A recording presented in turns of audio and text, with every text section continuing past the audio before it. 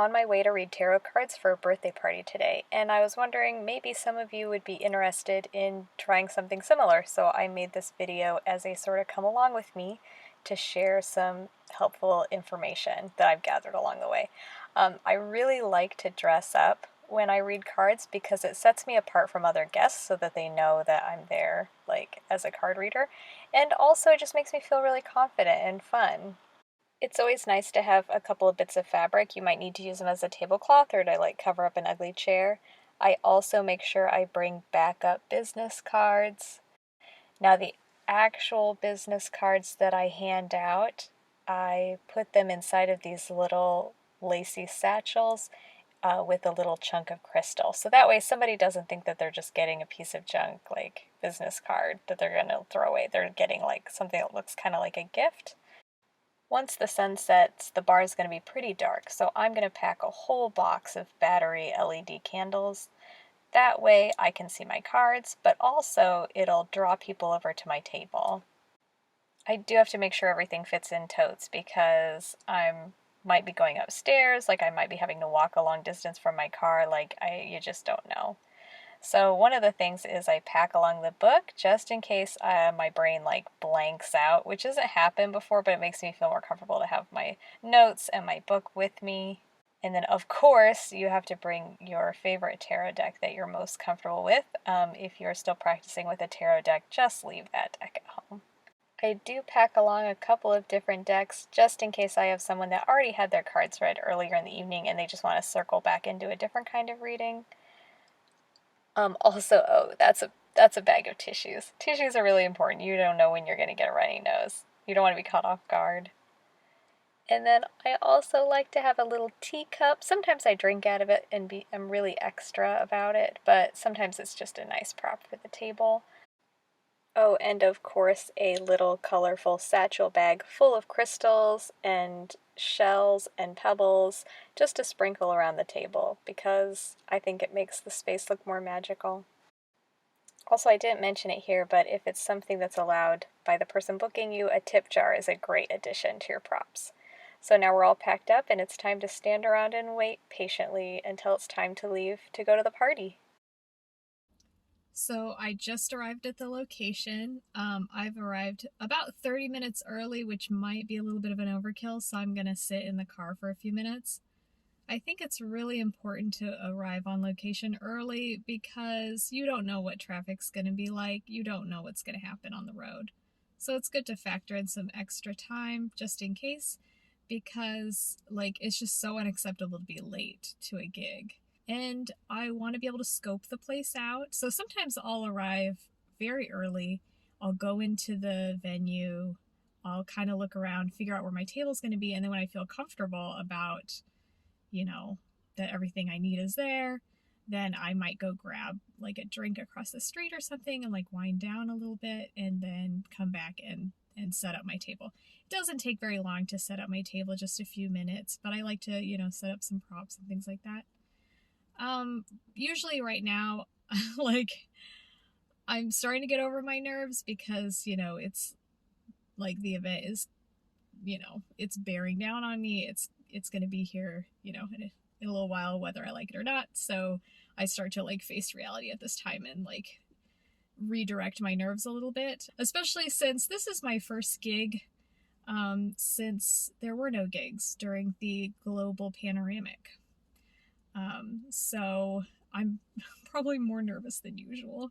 I've got a lot of confidence issues because, I'm going to be a little rusty and that's okay. I think everybody's ready to go out and have fun. So I think that everybody's going to be pretty flexible and forgiving. But I do feel some pretty hard nerves right now. And so what I do is I try to harness those nerves and redirect them because nerves are a boost of adrenaline and things like that in your body. So you just have to work with your brain and say, yeah, there's fear, but also excitement. And so thank you for this burst of adrenaline. And I will use that to rev myself up for the event. Instead of trying to suppress you know, the nerves and be like, hey, there's no reason to be nervous, because, you know, that's not true. There is a reason to be nervous, but also there's a reason to be excited. So just try to, like, instead of trying to stop the speeding car that is my nerves, I'm going to try to steer the speeding car the direction that I want it to go and, like, try to work with my nerves. But yes, I'm very excited. I have a very important thing here with me. We have our vaccination card. So I've been fully vaccinated since March. You know, so obviously that's not like a free pass to do whatever you want. We still have to, you know, be very safe. But it does mean that I can, you know, go to these small events with other people and get back out there and do parties again. So I'm super excited. But like I said, this is my first one since the global Panini Press. So I'm just going to be pretty awkward, you guys. So wish me luck. I'll see you in there.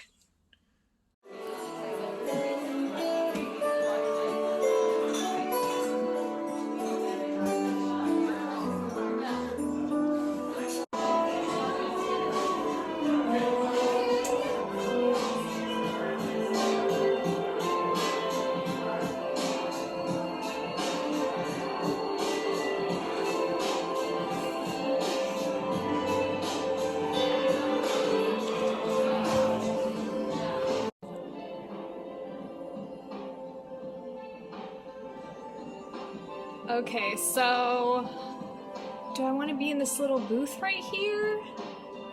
Or do I want to take over that tall table? I don't know, I feel like that's kind of in the way. This is like prime real estate. I hope they don't mind if I take up this spot.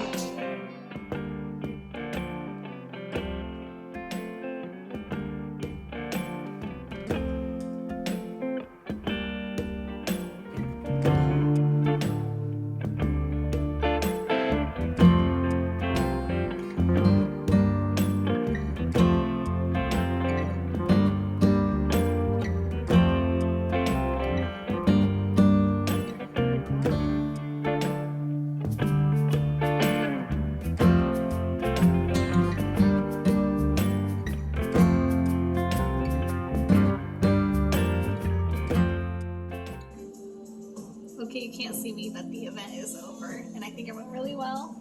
My setup looked really a lot better after the sun went down, and our tip jar is very full of bills, and there's a patio outside. There's my crowd getting back on their party bus.